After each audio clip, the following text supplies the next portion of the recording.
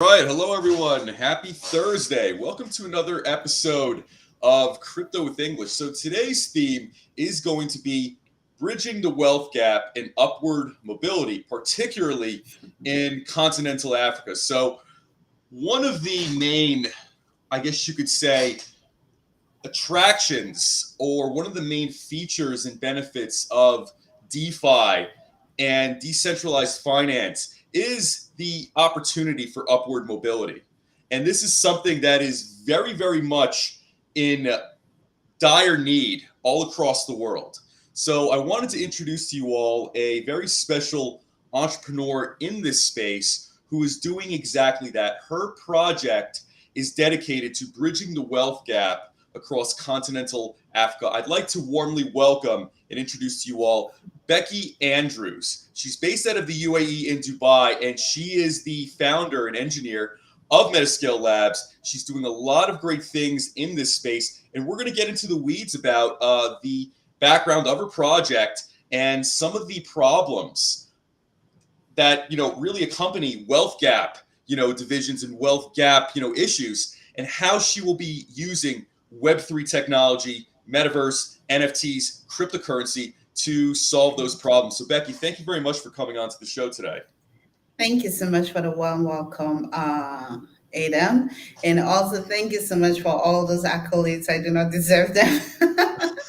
I'm just trying to start something that I You're hope way could too impact modest. lives.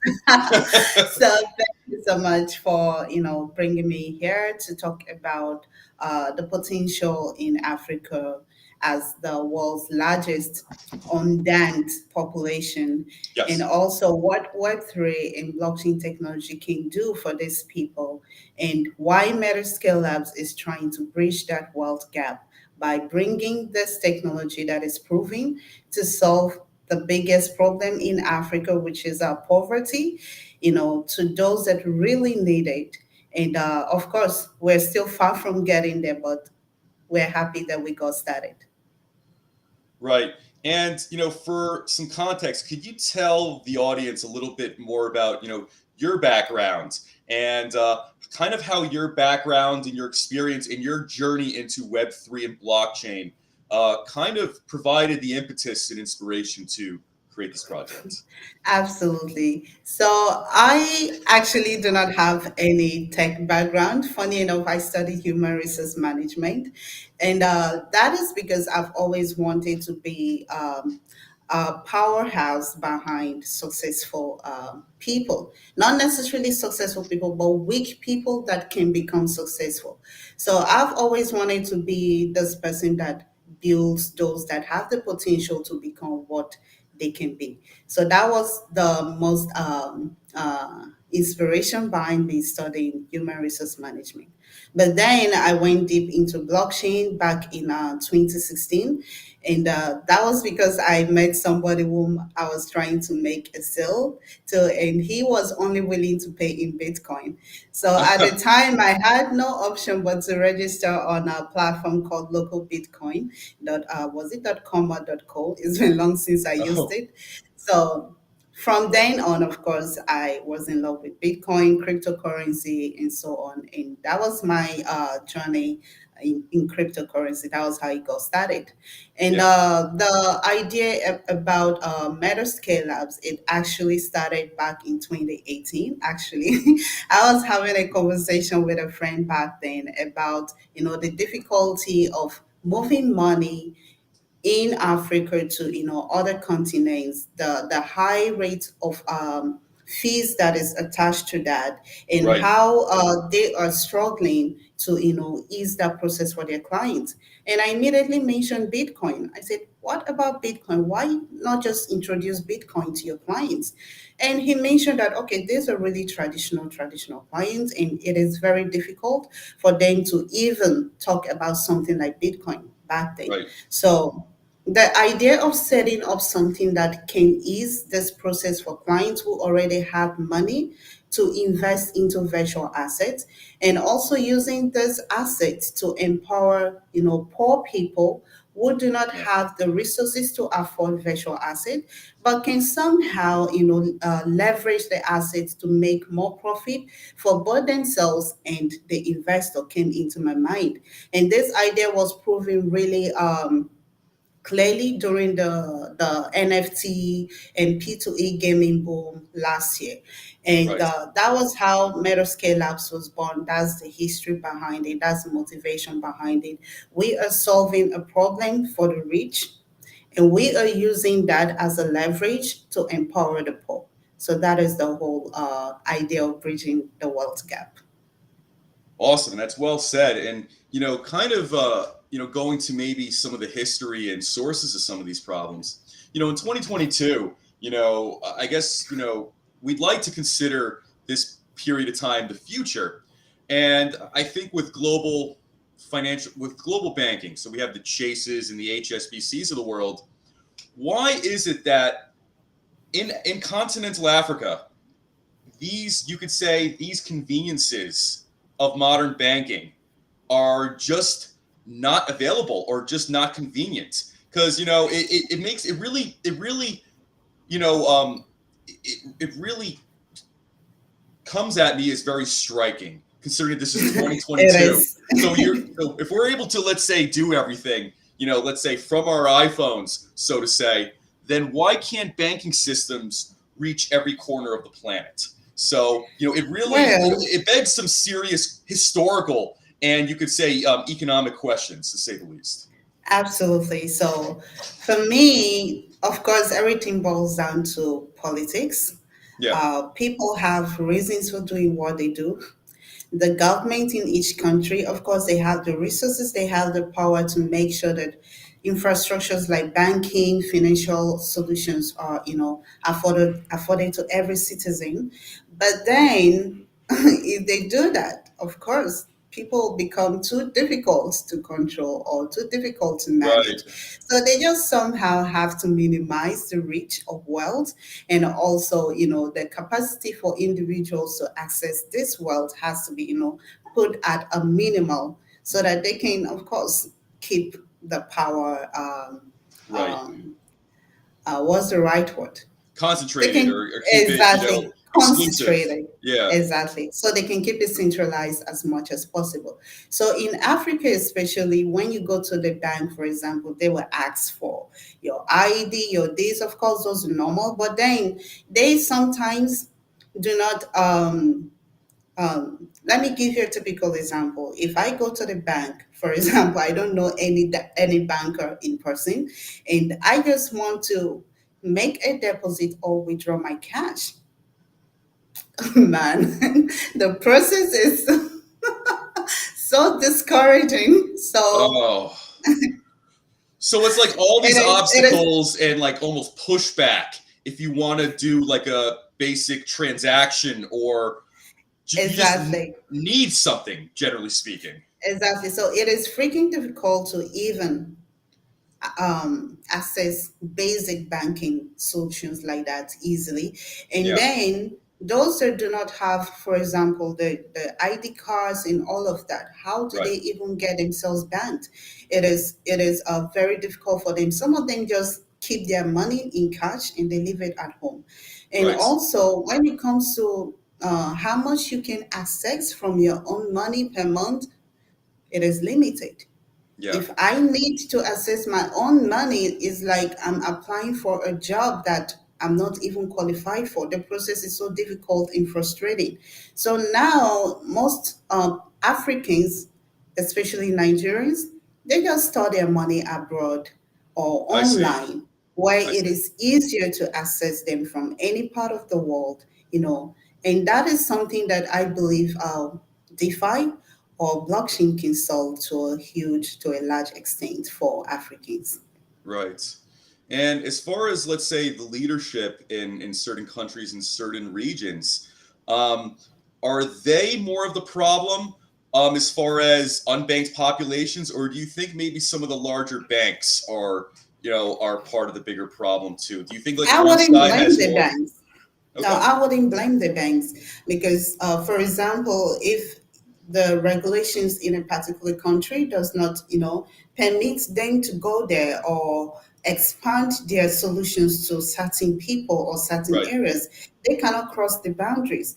I'm sure they are aware of these challenges, but then gaining access to execute the needed solution is still a hassle. So I Right. wouldn't really blame the banks. Yeah.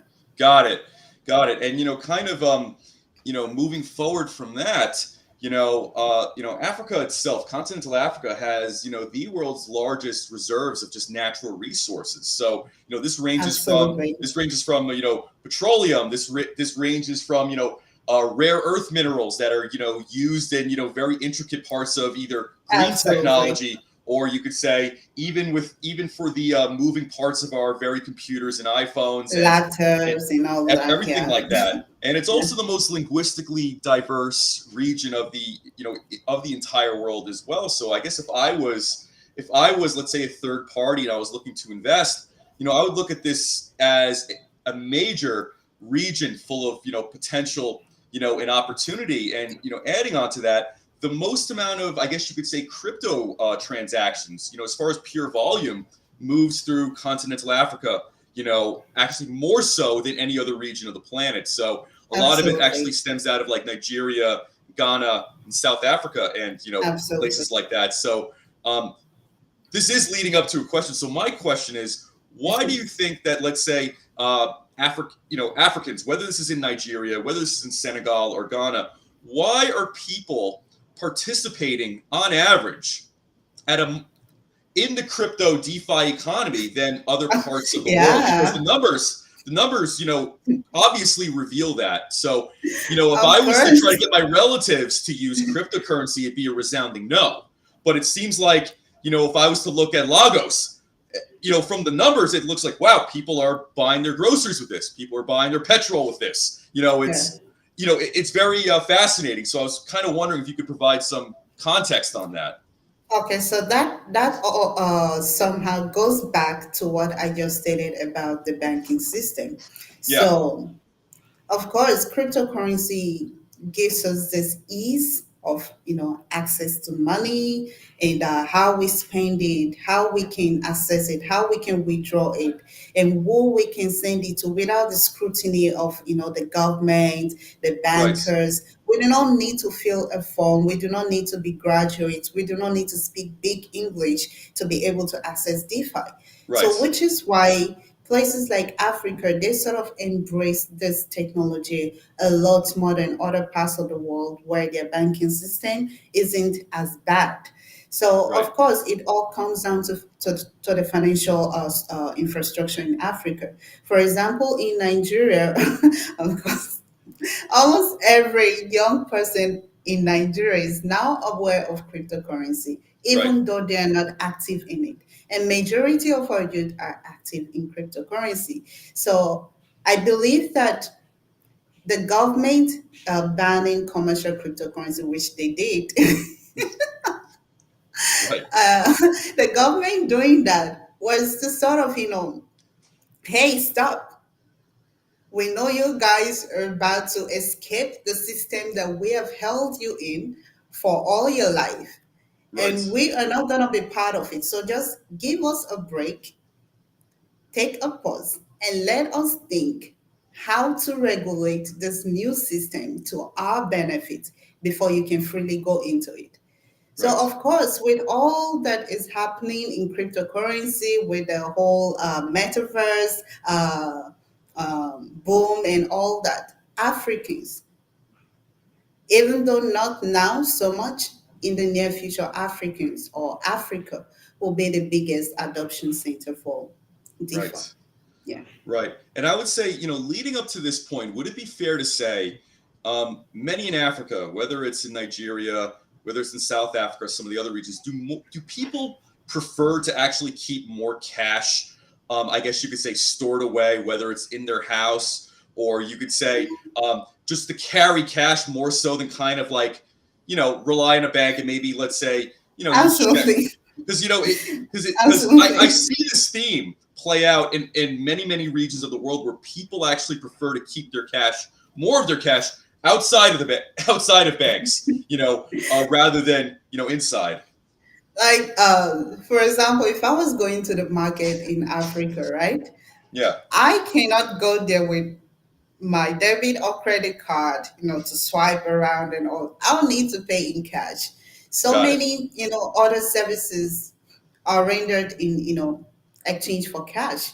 And you'll be looking like a fool if you're the only one just, taking cards everywhere. Of Right, course, there are more, exclusive areas that, accept cards, but let's be fair, most people, most places will only deal in cash. And of course, the inconvenience of going to the bank, right, queuing on lines upon lines just to access maybe $100. It's like it doesn't even make sense. right. So you just want to keep enough cash at home to, Yeah, help you through some tax. Yeah. So yeah, most people don't keep cash.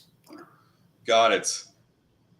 And as far as Metascale Labs, so the mission statement, as to your company, is to bridge, the wealth gap, throughout Africa.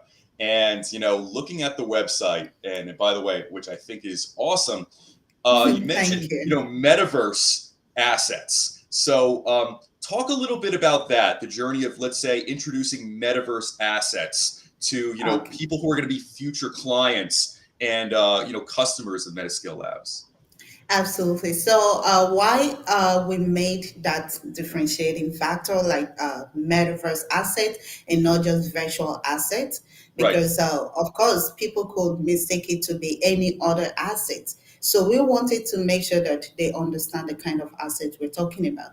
Now, if we just go for things like just Ethereum, Bitcoin, and let's say BNB, right. Binance Smart Chain. the exactly. So the lower class, sorry to use that word, but that's what it is. So the people that we are looking to empower, right? They cannot necessarily have access to such funds. There is no way that we can rent out Bitcoin to these people to use and generate money.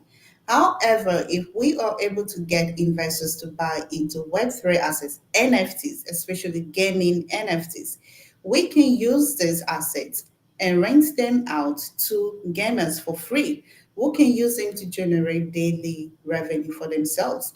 And we even went a step further by, incorporating this daily revenue to for also the investors. Of course, they need to be incentivized somehow to, allow us to rent out their assets. So, Right, for example, if you're an investor, we are telling you to buy a land um, in the metaverse, buy Decentraland, buy Sandbox land, or any other, right, high scale land that we know will surely generate profit for you, either in value or by the activities that you use it to do on the metaverse. And when they do, we are renting out these assets to skilled gamers or users who can build some experiences around it or use them to play games because gaming is not the only thing that makes up the metaverse. They can right. use it to do whatever else that can generate them daily income, and they take a percentage of that daily income. The investors take a percentage, and then the company keeps the rest. So that is what we mean by metaverse assets. Wow. So one of the major, I guess you could say, developments and I would say accomplishments of the space is playing to earn, or play to earn, or Yeah, play for earning, and things like that. So yeah. would it be fair to say, in Africa, in continental Africa, there is a growing and robust gaming community, to say the very least? Actually, it is robust, more robust than the cryptocurrency company than the community than the blockchain community. Gaming has been in Africa for a really, really long time, especially around esports, betting, and so on. Hmm. Just in Nigeria alone, we have over 60 million active gamers. These are active gamers, not just like 60. Wow. yeah. So there's a huge market for blockchain games in Africa. but how do they, really penetrate the market? Not everybody in the gaming industry is into cryptocurrency, and not everybody in cryptocurrency even knows anything about, blockchain gaming. And how do they access these platforms? How do they play the game? And when they finally do realize how to do it, the challenge of getting the NFT assets that, will enable them to play to earn becomes a huge challenge, because let's be honest, this NFTs doesn't come cheap. Right. So that is of course where we come in. We're not just providing the NFTs, we're also going to be educating these people on everything that, the metaverse stands for, Web3 stands for, and why they play to earn, and how they can best utilize it for themselves and all those around them. And we are also going a step further by building gaming centers for them, because we know that a huge challenge in Africa is this, which is constant electricity, Right. strong and reliable internet connection, and also, PCs or laptops where these games are easily played. It's not available to everybody. Most people have mobile phones, but some of these games are not even played on mobile phones. So how Right. can they cope? How can they, even though we are providing them the NFTs, how can they come up and play the games to earn for free? So we are taking a step to, make this environment, this community that is fully furnished for them to just come and play for free. Got it. And could you provide some examples of like the types of games that will be available in this ecosystem? Okay, so we are looking at games like, of course, as Infinity will be one of them, because it is the most popular Right. and the most accessible, and it's also I think available on mobile. So it is one of them. Another game that we're looking to partner with is Gala Games. Okay. They have a host of, triple A games in under their development, and that is one that we're looking to partner with. Right. Illuvium is also one of them. Star Class is also one of them. So we have a number of games that will be available in the ecosystem. Awesome. And you personally, do you play or actively play any online games, whether they're like, metaverse or NFT based or otherwise? Of course, for me to even even think of, the next steps and the next step and the next step, I have to get my hands dirty. I have to try it out and see what actually, the processes are, the potential of the earning, the upsides and the downsides. So of course Right. I tried as Infinity, but I'm more addicted to the Gala game, Okay. Town Star. Yeah, I've heard because of that one. I haven't played that one yet, but yeah, I have played Axie before. the So, quality is like completely different when it comes to as Infinity. The quality is like, the real world games that you would really spend hours playing. As a teenager, I've played a lot of, uh, like battle PlayStation or Xbox or. yeah, battle games with Mortal Kombats and so on with my Oh, brothers. wow. Yeah. Yeah. I So grew up on I all that really Street Fighter and Mortal Kombat and Tekken and exactly. yeah, So I really speaking my love, language. exactly. So Gala games sort of have that sort of that quality of games, and that is why I'm a bit more addicted to their town style. But Right. I also tried out Titan Arena, which was also fun. Yeah, so yes, I do play the games, but I can't say I'm active.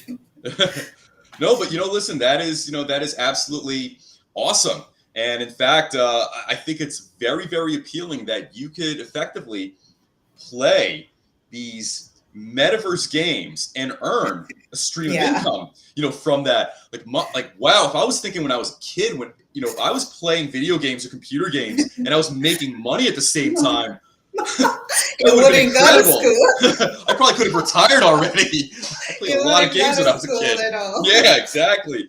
Oh, Yeah. like I think at least when it comes to online PC games, they had like Doom and Quake and like those first person like type of shooting games and stuff like that. So or Yeah. Half Life.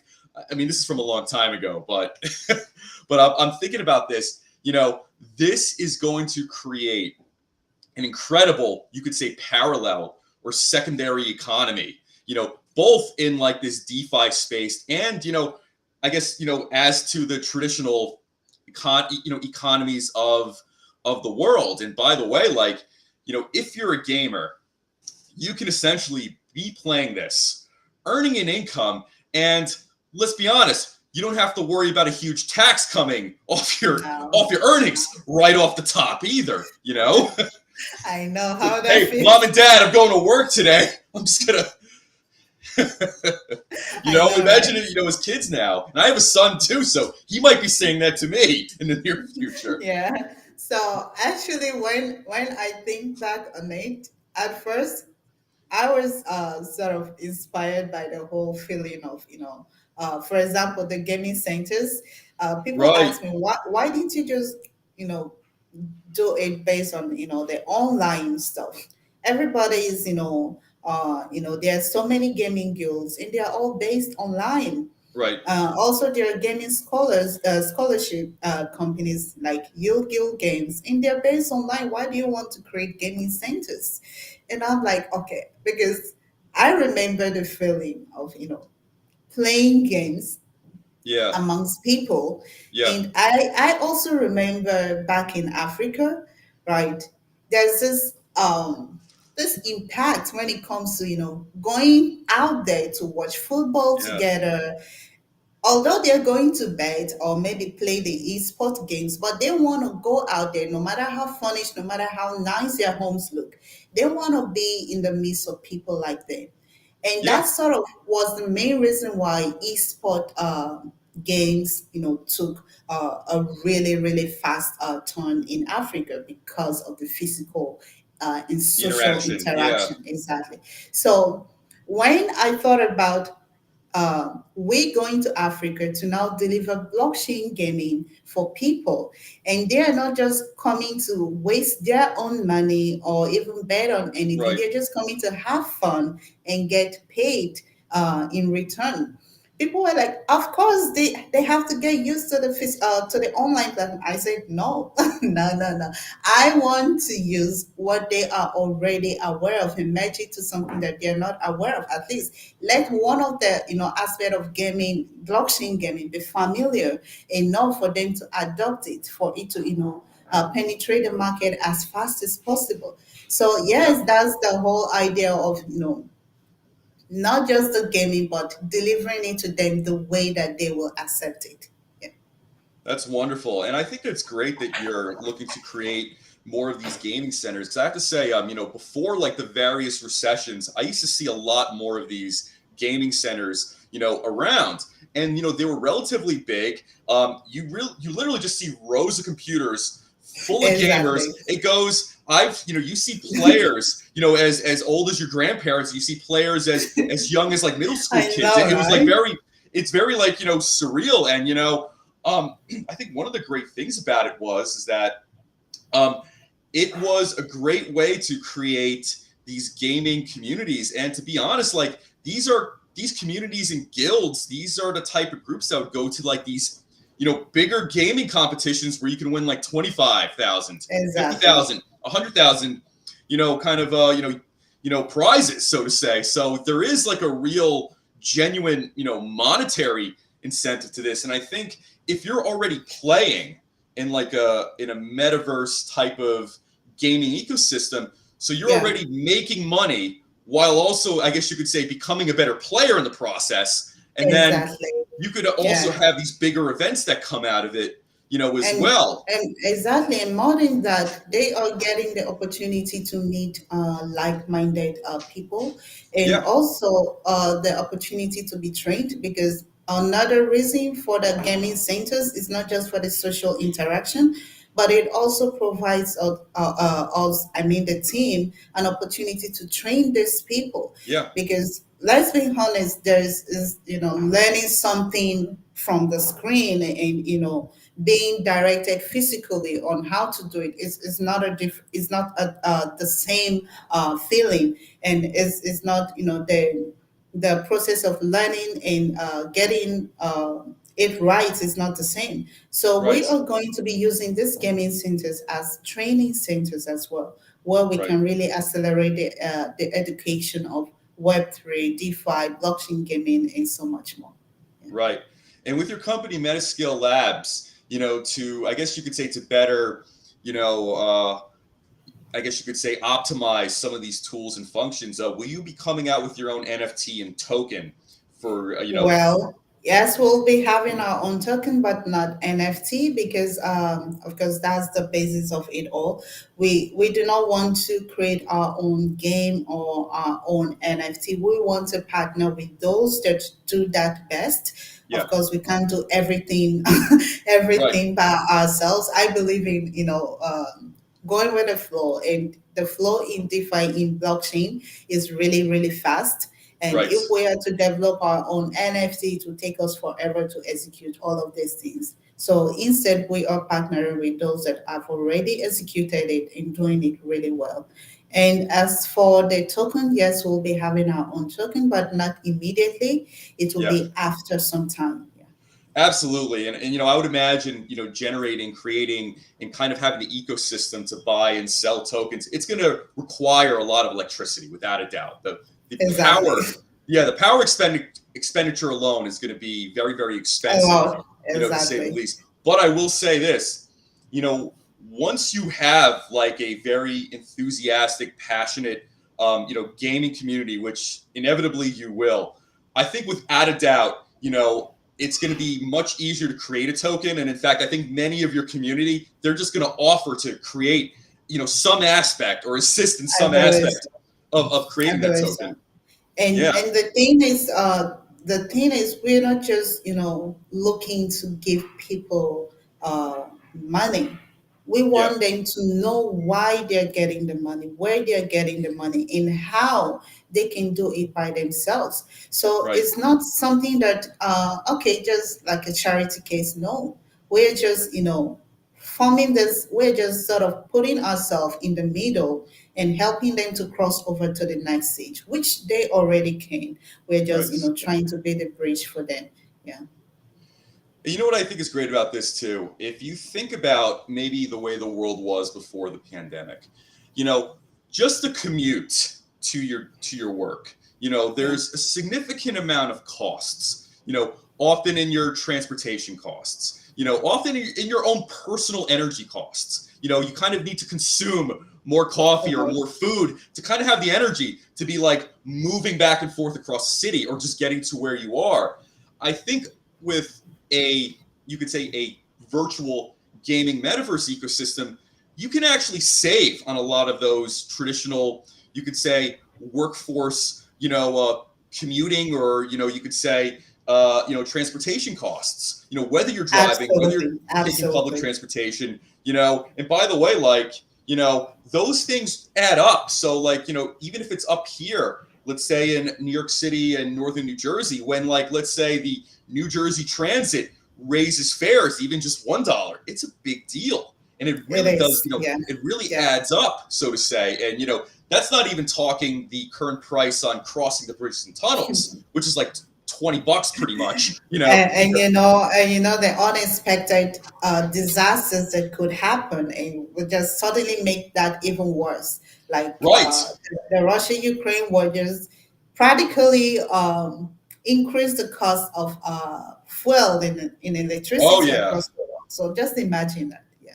Yeah, So absolutely. yes, so somebody was asking me, a member of the team, she was asking me, okay, so wouldn't the cost be too much to handle for running a physical gaming station? And of course, the the cost will be high, but it isn't for like thousands or millions of people. It is just for the first set of players. We Right. need to have an office anyways, but would Yeah. rather have a gaming center rather than an exclusive office for investment. So Right. this is just for the first set of hundreds of players, and also when they are being educated and earn enough money to afford their own laptops and to be able to power their own homes to play online, Yeah. they can, it's more like a process, they can pass out and others can come into the gaming stations to pass through the same process.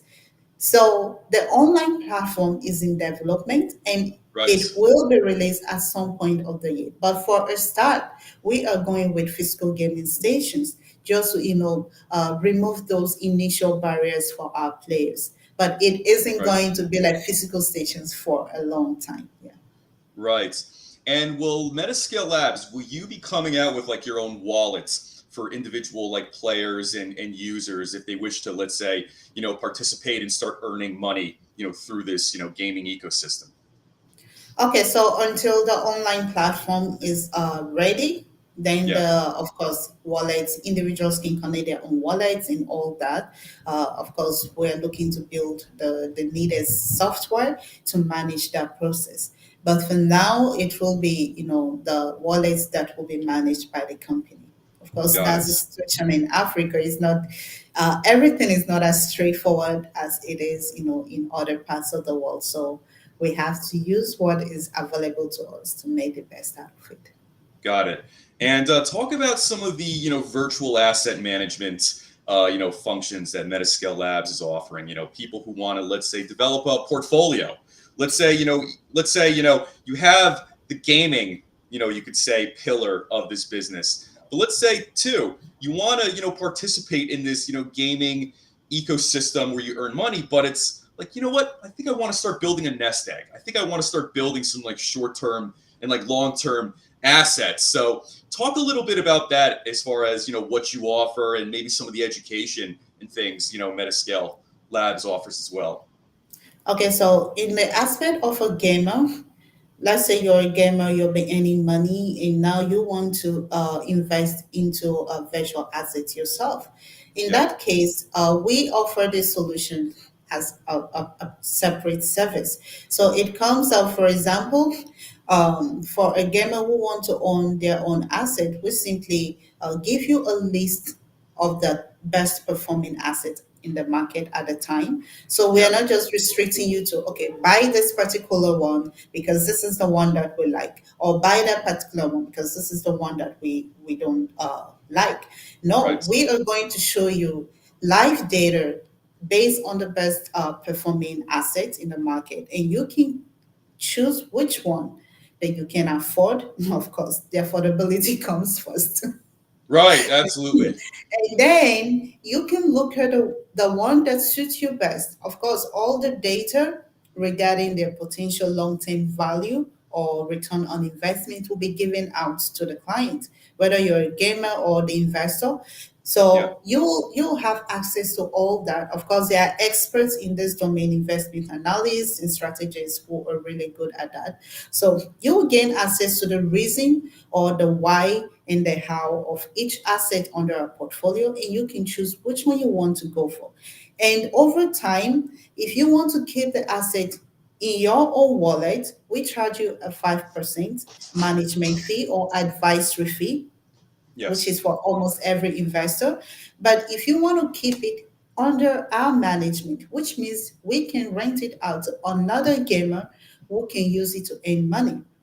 So in that case, you are gaining access to an apportioned amount of the daily revenue generated by the gamer, and the asset still belongs to you. So you can build your portfolio over time, gain more money from the gamings, and also buy more asset and so on. But we have experts that take care of this. That's awesome. So, essentially you're playing to earn, you could say, stream of income through Metascale Labs. This can actually feed into, let's say, other functions and other services that, Metascale Labs offers. Absolutely. And also Yeah. another of our solution is what they call it. We also offer a blockchain advisory for government institutions.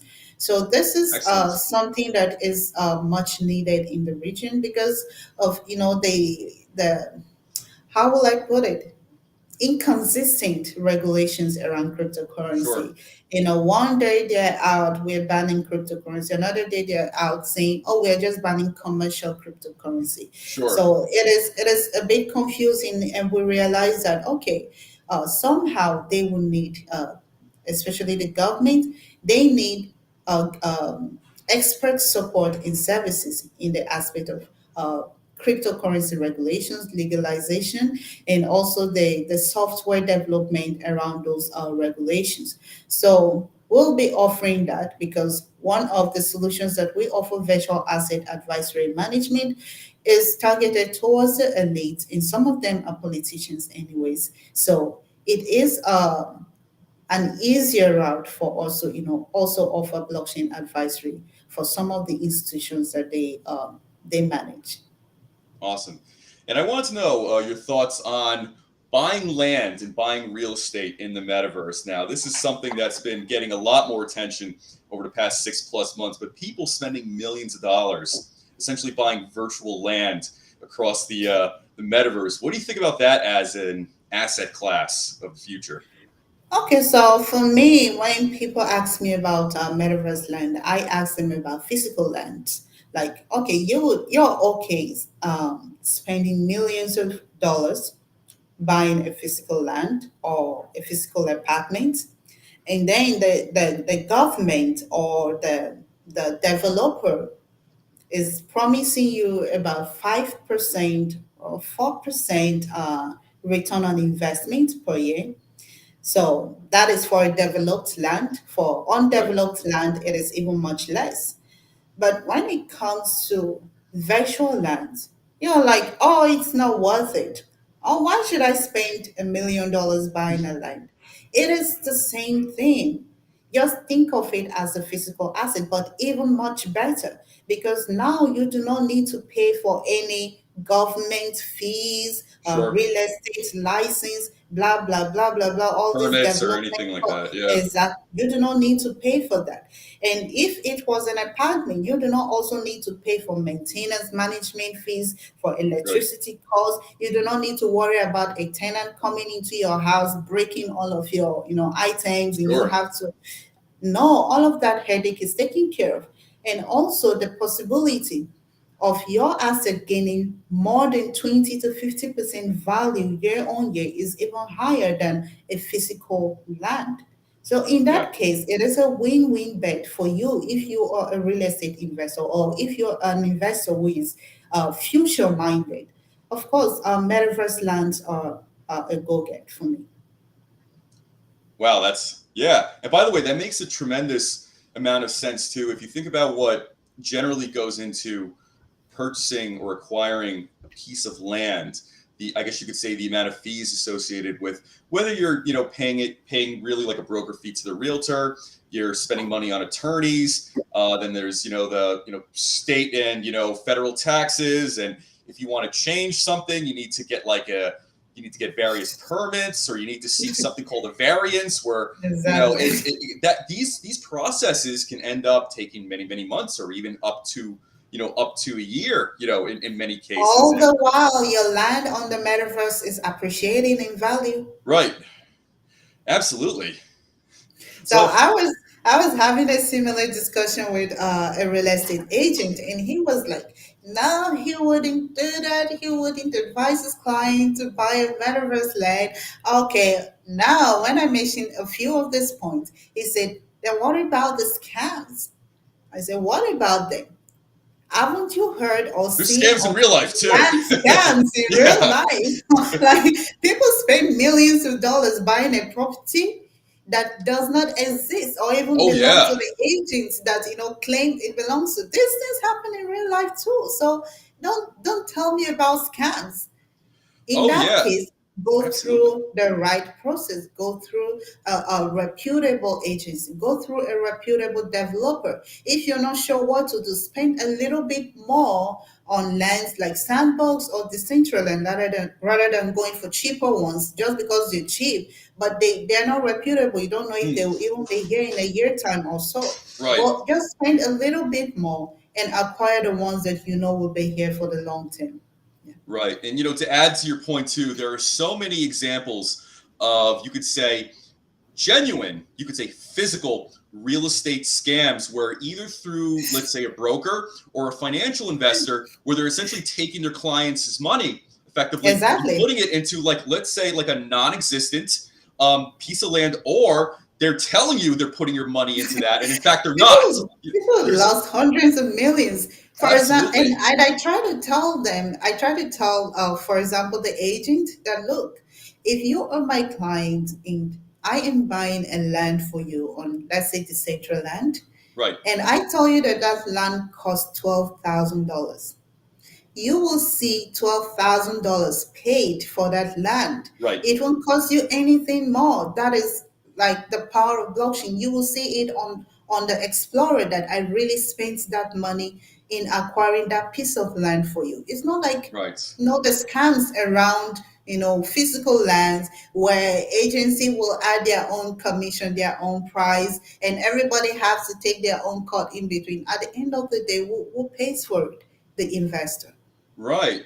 That's a very good point. And I have to say, there's a lot of things that are also out of your control. And by the way, I am not dismissing or discouraging people buying physical real estate, but just to point out some of the practical realities, Yeah, there are a lot of things that are out of your control too. So let's say absolutely. if I hypothetically buy a parcel of land, but let's say next door to me, a factory gets a permit and a variance to build a factory next door. So Yeah, let's say if that piece of land, that parcel was maybe, let's say $100,000, that alone could probably drop to like 50, maybe less than that, because nobody's going to want to like absolutely. live next to Nah. like a toxic waste dump, or with smoke and The fumes and sound. chemicals and the sound. Exactly. Yeah. You So know? absolutely, I think and the truth is this is just the beginning, and why there's so much resistance at this point is because, of course, the fear of the unknown. Um, Humans we tend to guard against something that we do not really Right. understand or fully understand. So it's not necessarily because it is bad. We just haven't gotten the time to understand it better or even try to understand it. So, which is, the biggest resistance that we're facing at this point. Right, and I agree with that. And even till this day, there's a lot of people that still, put faith in like, 401ks, and anybody who's looked at the news in the past 2.5 years, the tremendous amount of losses people have had to endure because of things that have happened in the economy and the Some have hyperinflation. committed suicide, Unfortunately, yeah, many gone people have bankrupt and all that. gone. And funny, Yeah, these people only see, the bad news around cryptocurrency, right, but they do not see the good ones. And they do not also see the bad ones around the 401k, like you mentioned. They only see the right, good ones. So I think it is just fear of the unknown. And what we are looking to do is to, educate people, sensitize them more around the value that we are trying to bring to them so that they yeah, can jump on board before it's too late for them, especially in Africa. I know I've seen the trends, I've done my research, and I believe strongly that this is the future. Not yeah, necessarily just the metaverse, but cryptocurrency, digital currency is the future. And yeah, I just feel a little bit sad that, those in power, those with the resources, those with the money, cannot really see this future right in front of them yet.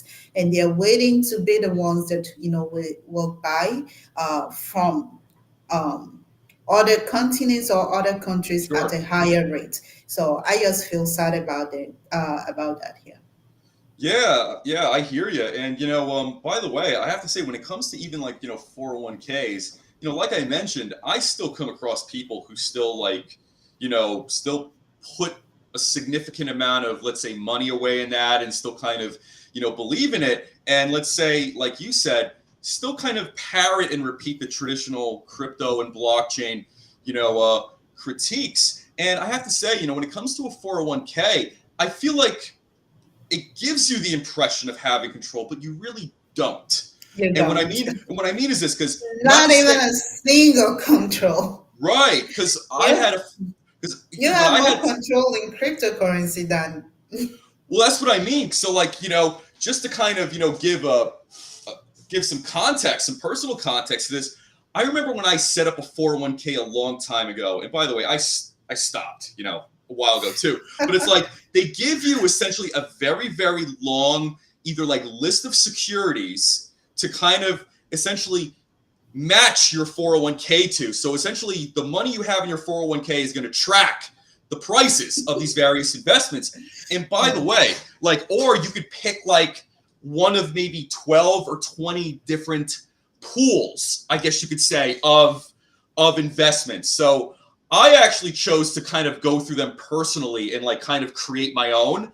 But you know what? It's extremely time consuming, but B, these are a lot of things I have not even heard of, and I don't think most people have heard of. So like I look at the 401ks and it's like, okay, so how is the value going to be calculated if I have, let's say, you know, volatile stuff because I want this to appreciate, but then I also have like super safe stuff at the same time too. Some of this is on the Dow Jones, some of it is on the Nasdaq, but some of it's not. So there's so much going on. It's I feel like I'm in the position where Well, whoever's if you controlling the fund could tell me what it's worth, and exactly, I you don't have really no have a lot say. of bargaining power. Exactly. You So know? those who really like are bent on this traditional form of investment, you Yeah. can just introduce what they call it, a better option for them. I Mhm. think token set, they have this investment option where they have a bunch of um, metaverse tokens Yeah. under one. So you just buy one asset, but then it actually includes a portion, a tiny, tiny portion of different metaverse assets. I've Yeah. forgotten the name, but I know they have something like that. So Right. it's similar to this, traditional structure of investment, but of course, this is paying off for those that really did it here. Yeah, yeah, absolutely. And kind of, going off of that, if you actually just, bought Bitcoin or Ethereum on a good day, I mean, you can have like 15% plus gains from that. Not to say you won't have losses either, but over these past few years, I think it's pretty fair to say Bitcoin and Ethereum have proven their value. And it They have proven to be safe havens for yeah, storing wealth, and it's so sad that some people still can't accept that because they are so focused on the short term losses, yeah, or they know somebody who got frauded by someone sure. who promised them cryptocurrency, or because they themselves tried to buy cryptocurrency at the wrong time and they made a Right, lot of losses.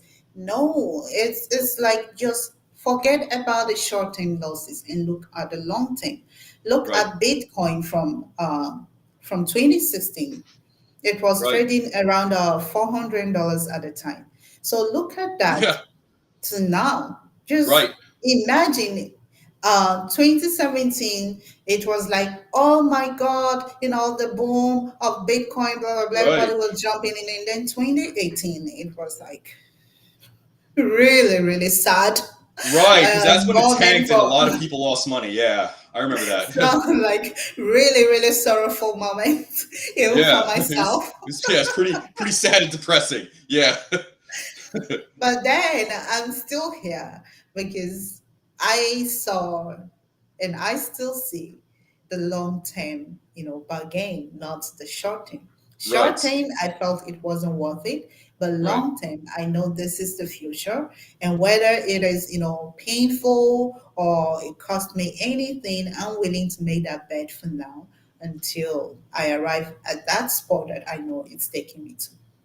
Yeah, and by the way, and this is to provide an opinion. This isn't just my opinion. In fact, there's a lot of scholarship, written on this as well. But if let's say if you look at the traditional, stock market, so you think of like the Nasdaq, you think of the Dow, those values and those stocks, they don't represent an accurate picture of, I guess you could say, the overall, middle class population's wealth. So, like, a lot of times when the news focuses on the stock market, obviously when the stock market does bad, it affects a lot of things as well. But it's also been ascertained that most of the stocks that we see publicly traded and covered, they're mostly owned by hedge funds.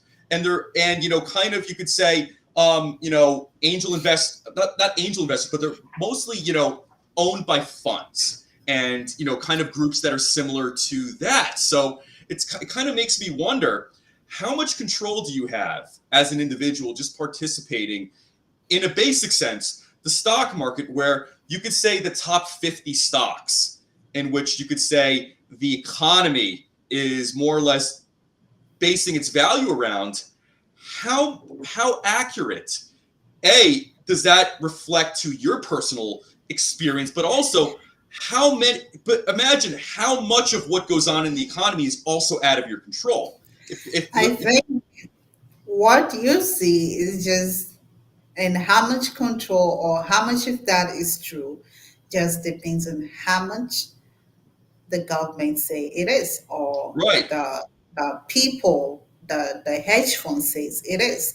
right, It doesn't need to be backed by any fact or any number. They right. just push it Well, on the that's what people. I mean, because you always hear, probably growing up, like, oh, it's good to invest in stocks and things like that. And to an extent there is some truth in that, but that truth isn't as powerful now, I think.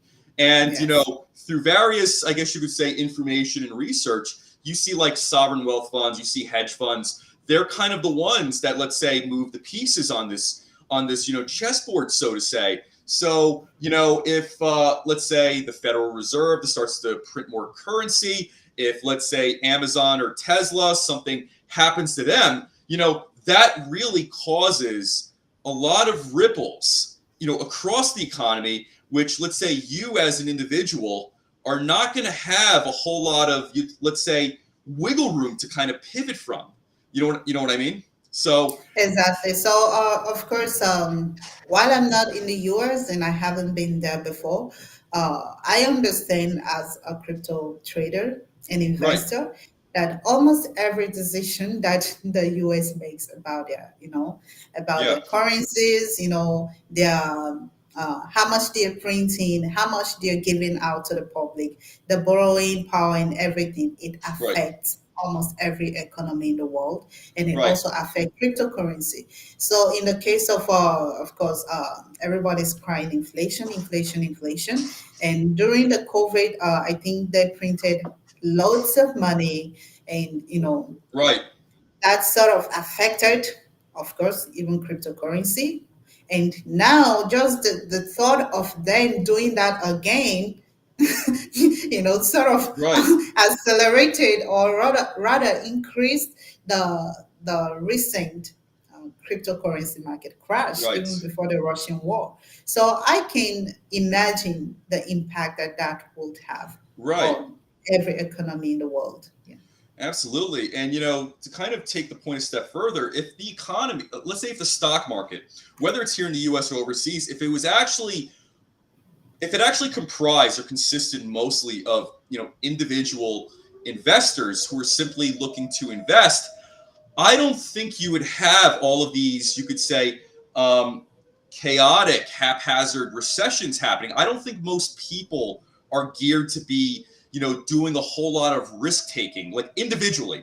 People don't go into the stock market, generally speaking, to do risky moves. In fact, most people, in my experience, who I know who like to invest, they want to do something that's kind of safe and something that's kind of predictable and something that slowly increases, over time. So if I was to conceptualize the stock market, if it's of mostly private citizens looking to, let's say, create some sort of savings in the future, then, to be honest, you probably wouldn't have a culture or a cycle of kind of the up and down recessions that we have, because I don't think most people are geared like that. If, let's say, the stock market was mostly just individual people looking to save and, invest. Yeah, actually, that is why we have hedge funds, I believe.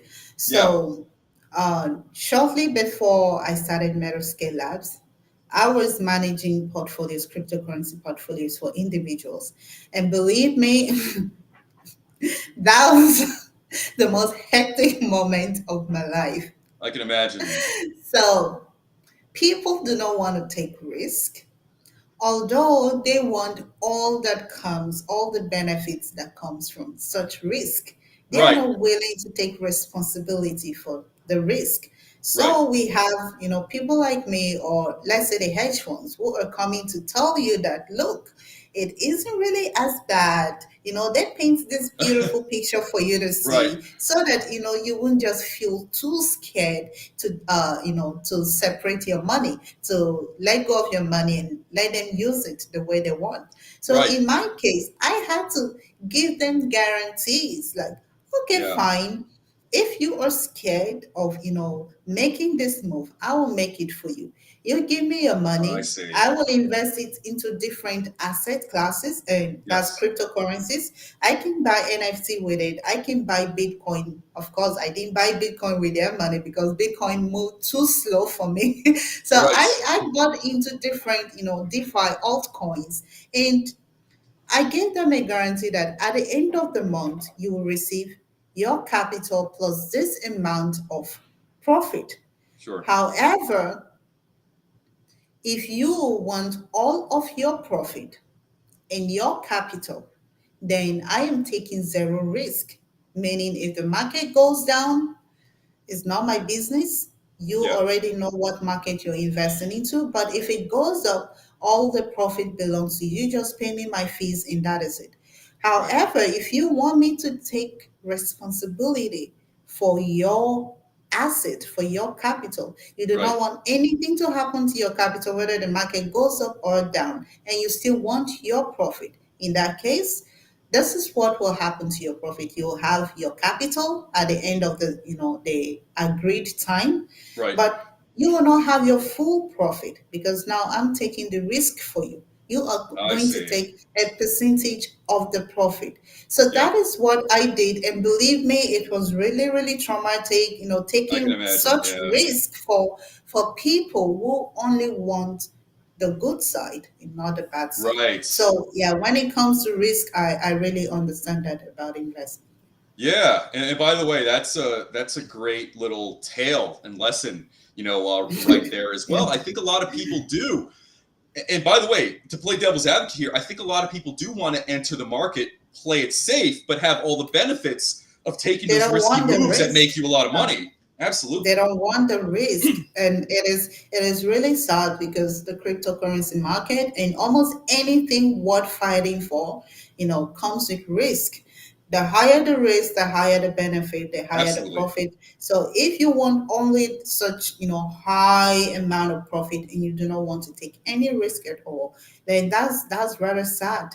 And of Yeah. course, you open room for people to take advantage of you.